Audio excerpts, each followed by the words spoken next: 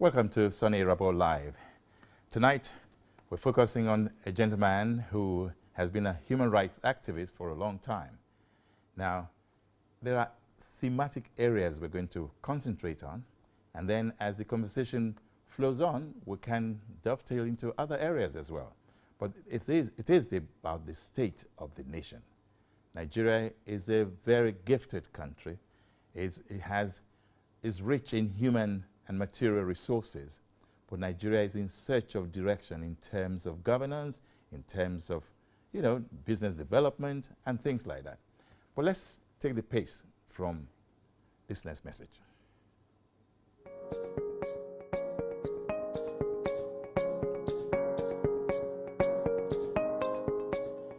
Senator Shehu Sani has revealed that Nigerian senators earn 41.4 million naira quarterly as running costs, and this has led to different reactions. Some say it was an act of betrayal on his part, while others have backed him. As a consequence, the general public continues to complain about the cost of governance. Was he wrong to do that? Is the current running cost of governance too high or simply misunderstood by the general public? The incessant killings by the herdsmen plaguing some parts of Nigeria have led to various reactions as well. Many have pointed out that in comparison to the methods of handling the country's other security challenges like the agitation for Biafra, Boko Haram, and the Niger Delta militants, there is some bias towards the handling of the herdsmen killings. Others have argued that the herdsmen are being bullied. Are we doing enough as a nation to ensure that every Nigerian citizen is safe? The former Minister of Defense, General Theophilus Danjuma, has called on Nigerians to rise and defend themselves against ethnic cleansing. Some have said he is calling for chaos and anarchy. Others have applauded Danjuma for speaking out against the killings. What options do Nigerians have regarding security? What options do Nigerians have regarding the general state of the nation? This is Soni Irabor Live. And tonight, we welcome Femi Falana, a senior advocate of Nigeria, a renowned human rights activist, and a man of the people. Welcome.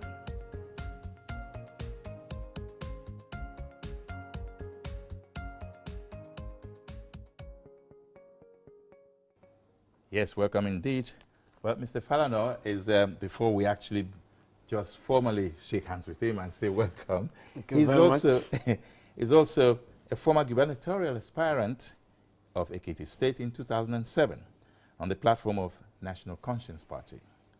He served as the national chairman of the National Conscience Party in 2011. He's the father of renowned musician, actor, and comedian Falz. Fela was his client for 15 years. It's interesting that his son got interested in music. He supported his son secretly while his wife was against it.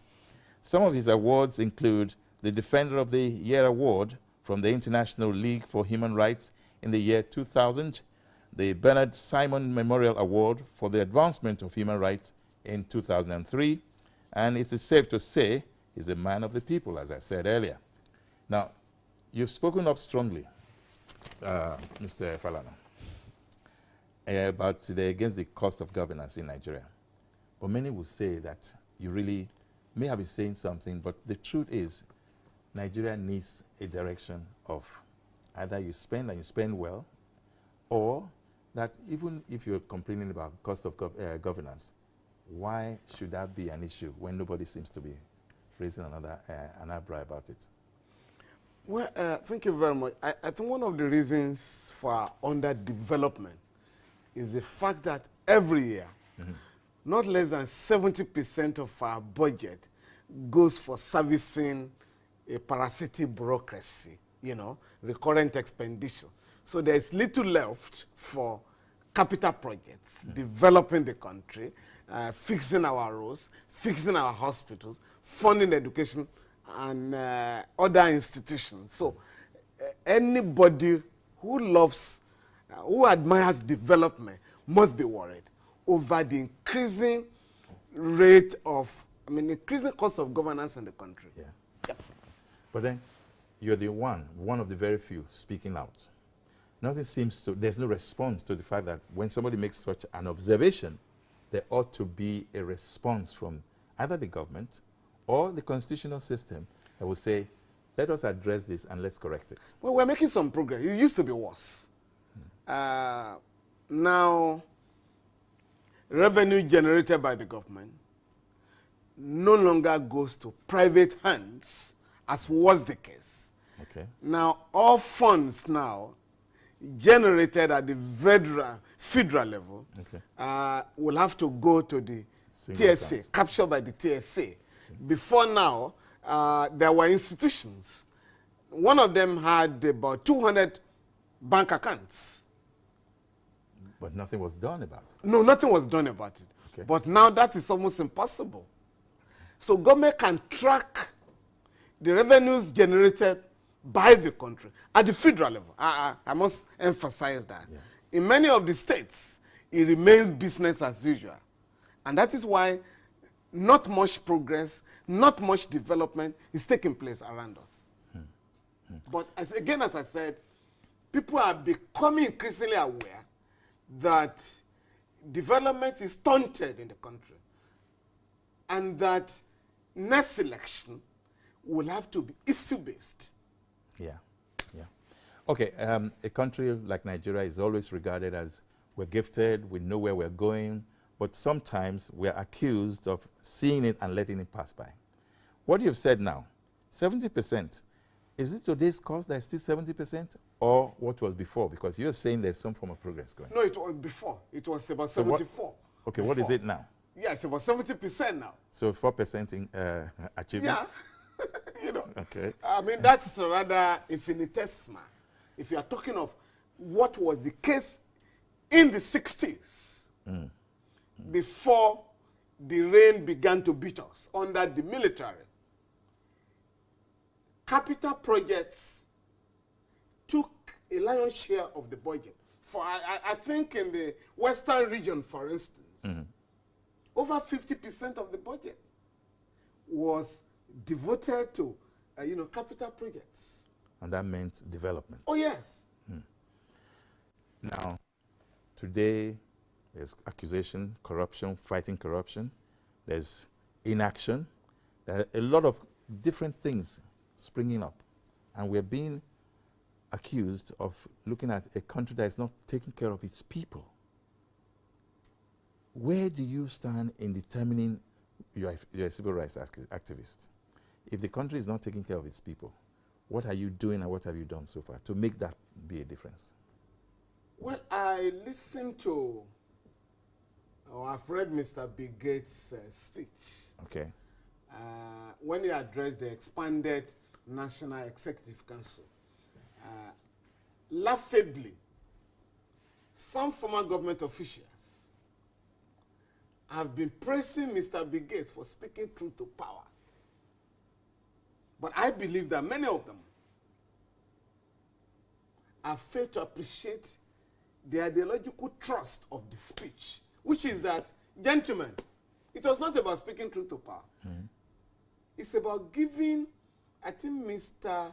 Biget was giving a friendly advice to members of the ruling class in Nigeria that, mind you, if you go on this way without investing in health and education and the empowerment of the people, you are sitting on the keg of gunpowder. So you can't have infrastructure. You can't have good roads when the people are illiterate, they are not educated. There will be problem for you. And that is already taking place in our country. Many of us have, over the years, particularly since the Ibrahim Babangida junta imposed the structural adjustment program on the country, we have been fighting successive governments to make the people the center of development, the cornerstone of development. And that has never taken place. So when some former government officials are praising Mr. Biget, I asked them, what did you do when you were in power?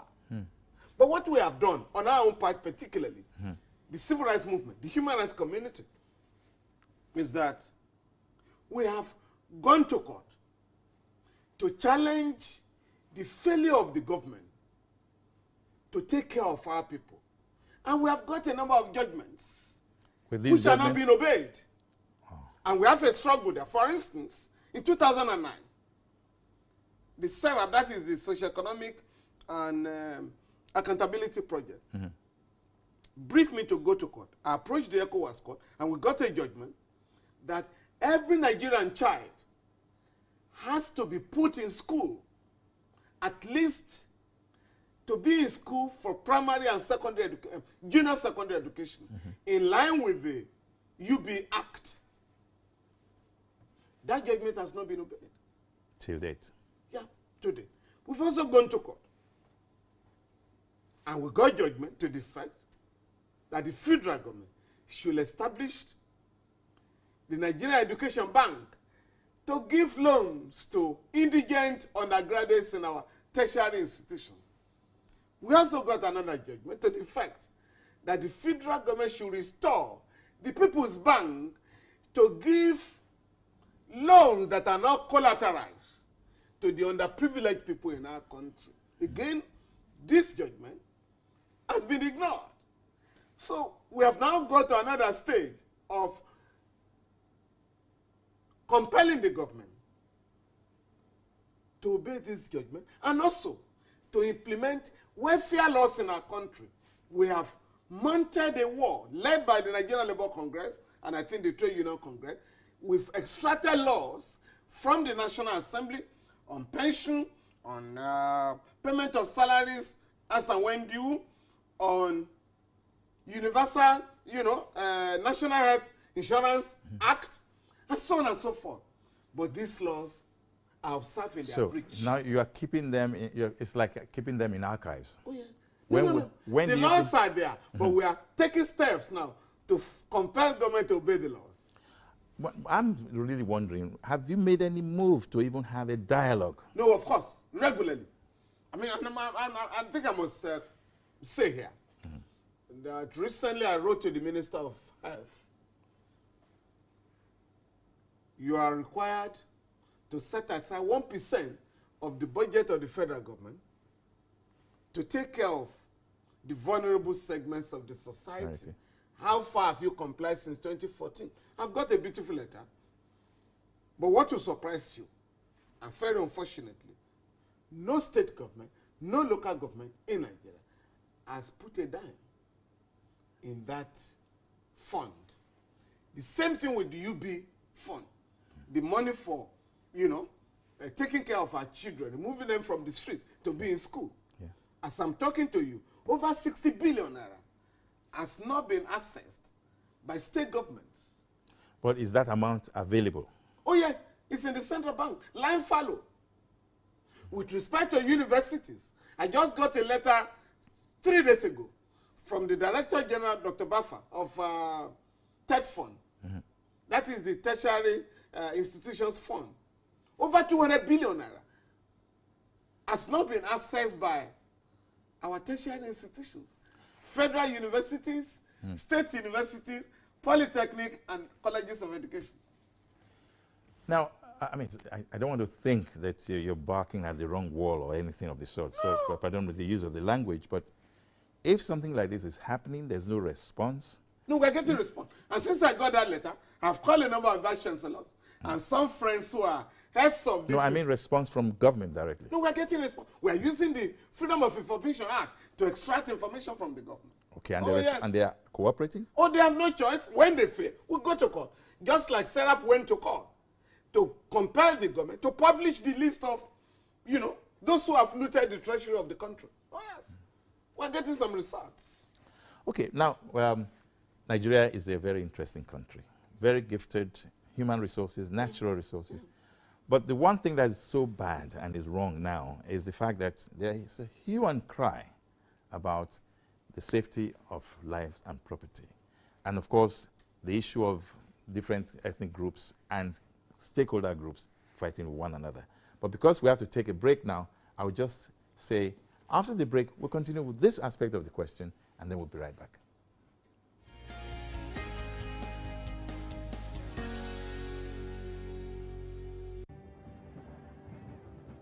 Security is a human concern, and in Lagos State, it is a priority. Now is the time to make it pivotal by bringing vision to reality.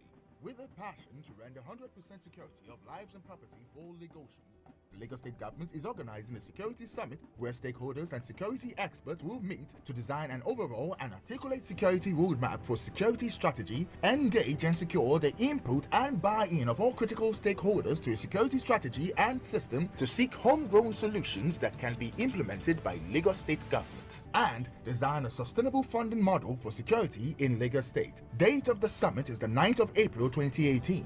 Venues: the Eco Hotels and Suites, Victoria Island, Lagos. Time 9 a.m. For participation, log on to www.securitysummit2018.lagostate.gov.ng. Also, for inquiries, please call 0802-334-3377 or 0802-322-5039. Please note that the event is strictly by invitation. Ìtẹ̀síwájú ìpínlẹ̀ Èkó ló jẹ wá lógún.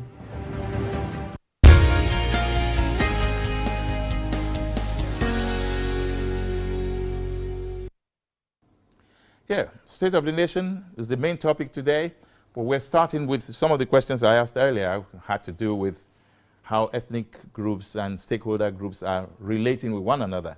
But I want to keep that aside briefly and take us to Senator Shehu Sani's, observation about too much amount being spent on governance in Nigeria. And you are saying there's so much money in escrow account, let me call it that, but they're not being utilized for things that are supposedly very important. Now, do you align with Senator Sani's observation? For example, a senator earns 41.4 million, 41.4 million naira. Well, it's not whether I align with him. I think he must be commended for speaking up at long last. Since 1999, we've been trying to know what our legislators earn, because by virtue of Section 70 of the Constitution, it is the duty of the Revenue Mobilization, Fiscal Commission, Revenue and Fiscal Commission, to fix the salaries and allowances of legislators in the country. Unfortunately, I think about 2009, 2010, federal legislators decided to fix their own salaries and allowances.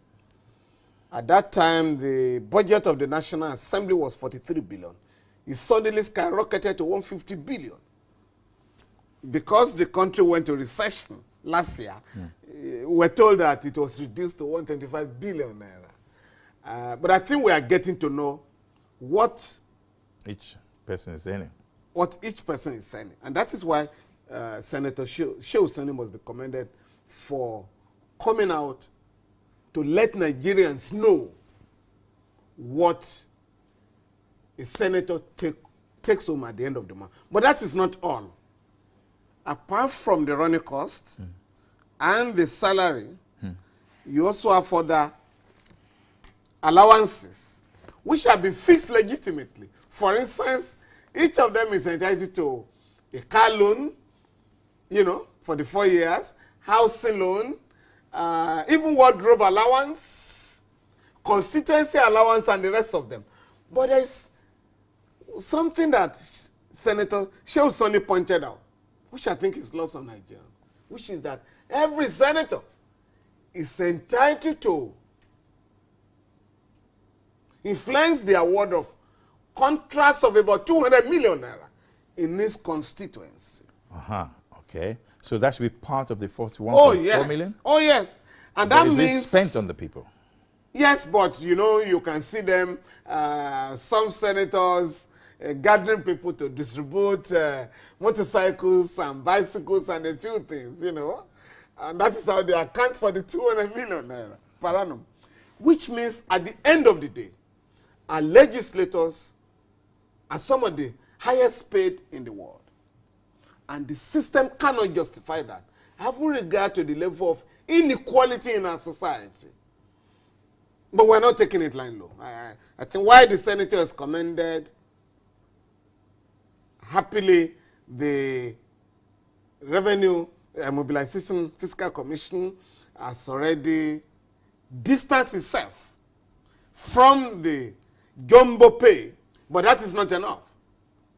So I'm worried about where lies the power of control, regulation, and all of that. The Constitution is there to guide us. But is there any regulatory body that will say, whether it's the House of Assembly, whether it's the executive, nobody should exceed certain... No, it is the executive. That should I think you must appreciate that we operate in an atmosphere of impunity. Because what Section 81 of the Constitution, the duty it has imposed on the President is to submit to the National Assembly the details of the estimates of the revenue and the expenditure of the country. So you must know every item of expenditure. So there is no way you can just, as it were, put this under one strange item. We must know who gets what, how and when. But what we are being told now is that the affairs of the National Assembly, particularly with respect to the salaries and allowances of members, have been shrouded in secrecy. Now that Senator Soni has let the cat out of the bag, the duty is now on Nigerians to move speedily to stop, to arrest this ugly development. The illegality cannot continue. Okay, right. Now look at it. We've had the issue of herdsmen for the past 1 or 2 years. No. Still dragging. No, it's been on for about 5-6 years. Oh, yeah, yes. but it came to a head, Yeah. right? Okay. Yeah. And we have stakeholder situations where farmers, herdsmen. When did Nigeria degenerate to this level where we have to fight for what actually we don't even have?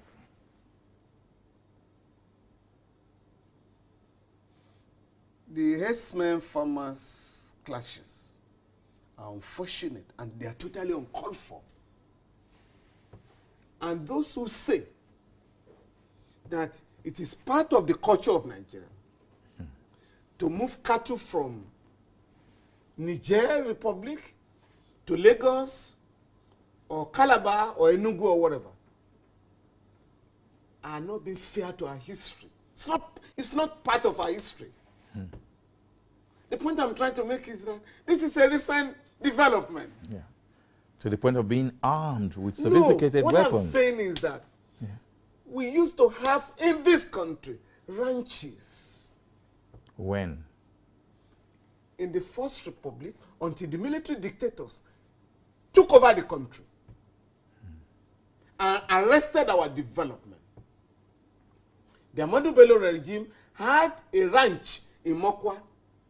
The Awolowo regime had a ranch in Akuninondo State now. And of course, in the east, we had the Obutu cattle ranch. On the mountain. Which was established in 1951. Now it's Obudu Holiday Resort. So as soon as the values of our country collapsed,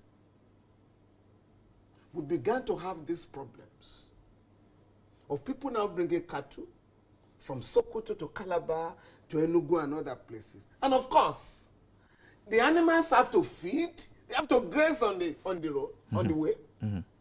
And we had this problem and they have to be armed because of cattle rustlers. But this is the first time since 1914 that any group of people has been allowed by the Nigerian state to wield AK-47 rifle. No, it's not part of our culture.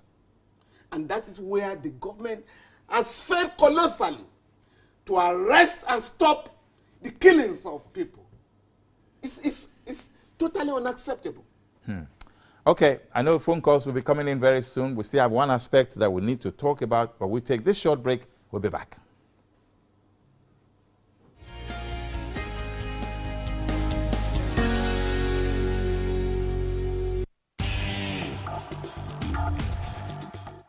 The Lagos State government has assured homeowners using boreholes that it has not authorized any staff or agent to close down any borehole in the state. The general public is hereby advised to report any such person to the nearest police station or dial these toll-free lines 767 or 112. Ministry of Information and Strategy, announcer.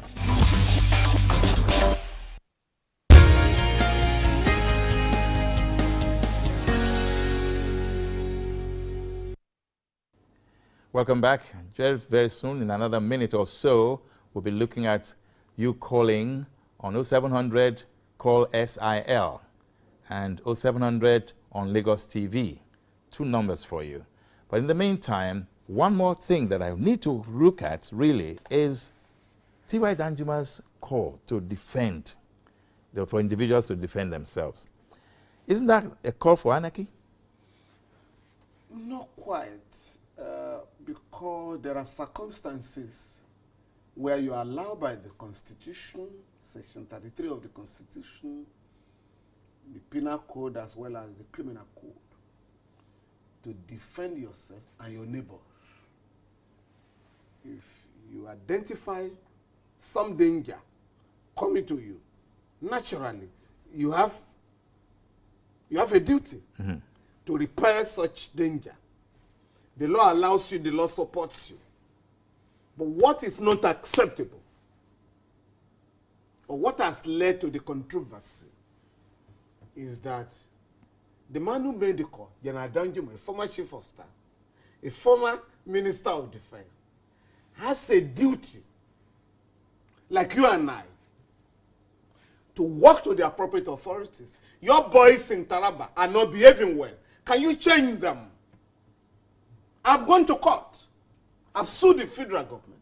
I've sued the Attorney General of the country and the Inspector General of Police to arrest and prosecute all those who are killing our people in line with the provisions of the Constitution, i.e. that everybody has a right to life.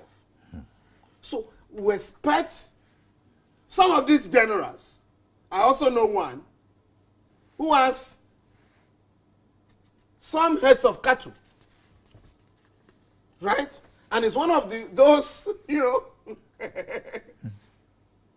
making all the noise. What can we all do as a nation to stop the reckless killing of our people? And what was done before now was that in 2014, the Jonathan administration set aside 100 billion, gave to some state government to build ranches in the country, send young men and women to Botswana to learn animal husbandry. But the money disappeared. Those who came from the training, who came back, who returned to the country from Botswana, have nothing doing. They're all over the place. Okay, Soni Irabor live here, and the lines are open. I just said it before. Call, that's 0700 call SIL and 0700 on Lagos TV. Hello. Hello. How are you? Good evening. I'm fine. Good evening. Go ahead, give your My name. name is Kadrisha. Yeah? Where are you calling from? I'm calling from Nigeria. Go ahead. Yeah, we don't know this man, our president, General Muhammadu Buhari, what he's doing to the issue of the herdsmen. The issue has been so terrible that he cannot declare them as a terrorist. Because he declared the Igbo nation as a terrorist, the IPOB. So I don't know why he could not declare the people as the herdsmen as a terrorist. I don't know why. Okay.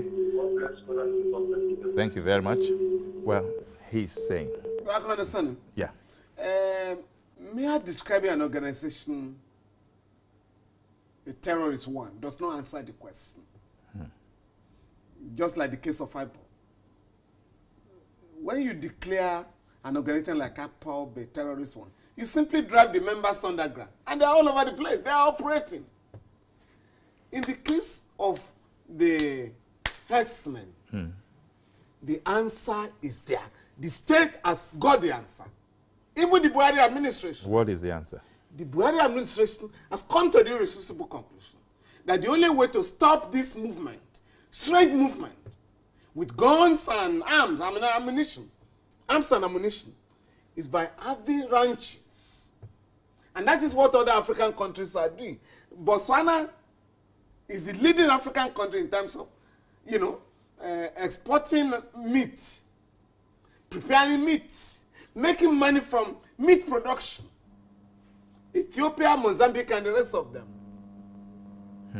Hello. are making progress. Yes. Yeah, hello. How are you? Good evening, sir. Good evening. I'm fine, sir. Your name and place of call? I'm Oladipo Sunday. I'm calling from Owe. Okay. Please, I want to greet my barrister there. Yes. Our daddy Falana. Thank you. I'm always proud of you whenever I see you on TV because you are my role model. Of course. And God bless you, sir. Thank you. Amen. You will live long in Jesus' name. Amen. And the good work that God is doing through you, you will continue it in Jesus' name. Please, we still want someone like you to speak for us in this country. Please. Governments, they are not lived up to our expectation. They have disappointed us. In fact, I was one of the grassroots campaign coordinator for this APC government, but I'm highly disappointed in this government. Highly disappointed. So, please, then concerning the National Assembly jumbo pay, please, we want to know how much ministers are earning per month. It's only National Assembly that we are hammering on. We want to know how much the ministers are collecting per month. Because if you look at the budget, they said this also billion dollars was allocated to Ministry of Power, Ministry of this and this. So we want to know how much ministers are collecting per month. Okay. So, God Thank bless you. Sir. Thank you. Yes. So, concerning the X-Men activity, please, one government to find some. Okay. Well, on salaries of ministers, I think this is on the, you can get this in the website of the government. So it's not a hidden fact then? No, it's not a secret matter.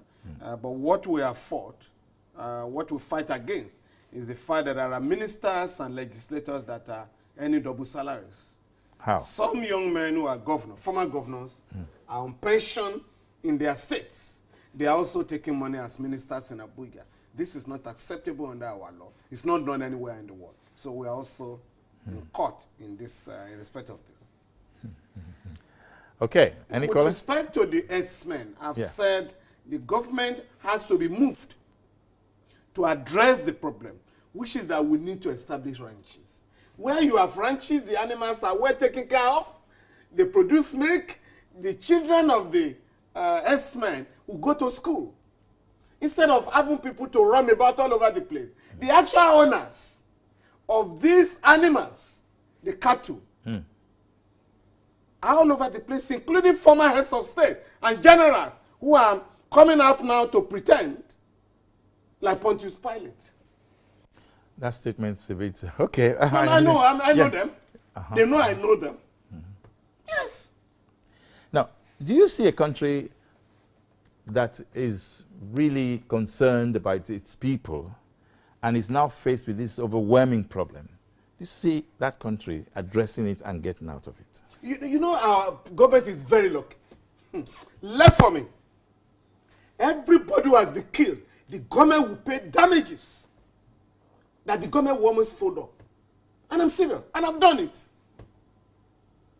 When people were killed in the northern part of the country in 2011, over the announcement of the result of presidential election, and only a lady came to me. I went to court for her, and I got damages of 10 million naira for her. A Nigerian boy was killed in Ghana.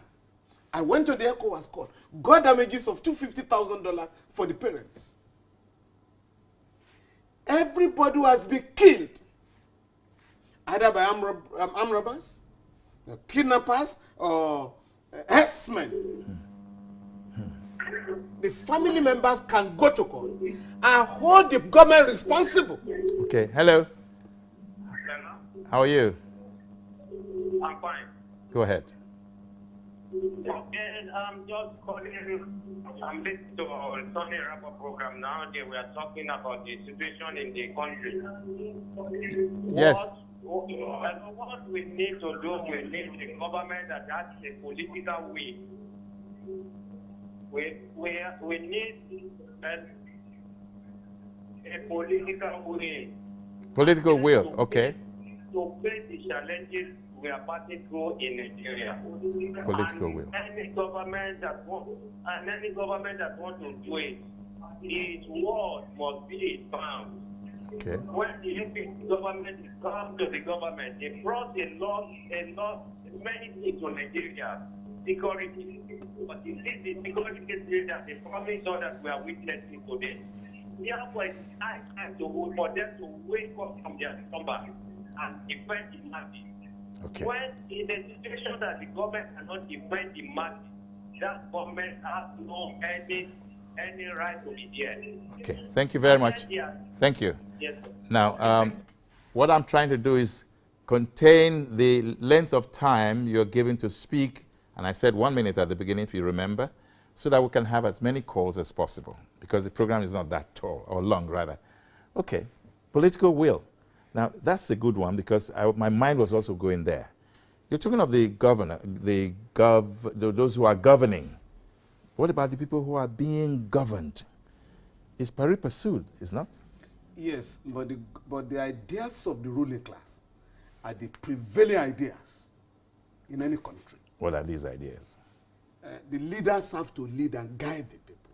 Okay. And when you offer yourself to lead the people, you are giving the impression that you can solve the problem and that you will muster the political will to address problems, including charging all criminal suspects to court. Again, including your friends and members of your family, so that there will be equality before the law. But where you are seen to favor one section of the country or one group of people, there are problems. People begin to lose faith in the corporate existence of the country. And like the young man is saying, it's very clear in the Constitution, Section 14, subsection 2, says, the welfare and security of the people shall be the primary purpose of government. So if the government cannot guarantee the security and safety of the people, it has no business in power. So the duty of the people, of the masses of our people, is to mobilize and get organized, to force the government, any government, to be accountable, to be sensitive to their yearnings and aspirations, and to address the problems of poverty and of underdevelopment confronting the country. Okay. Now, let's look at health, agriculture, education. Those three. Now, I'll take them in the order of agriculture. Agriculture is very important, and I'm glad that Nigerians are going towards or going back to agriculture. But I'm also hearing that there's some kind of group of interests about Monsanto, genetically modified, organisms that evade our products and crops and therefore may be injurious to our health. So, isn't agriculture being compromised? If that is true, that is. No, are you aware? Agriculture has been compromised under the military. We've been in this business of government announcing billions of naira.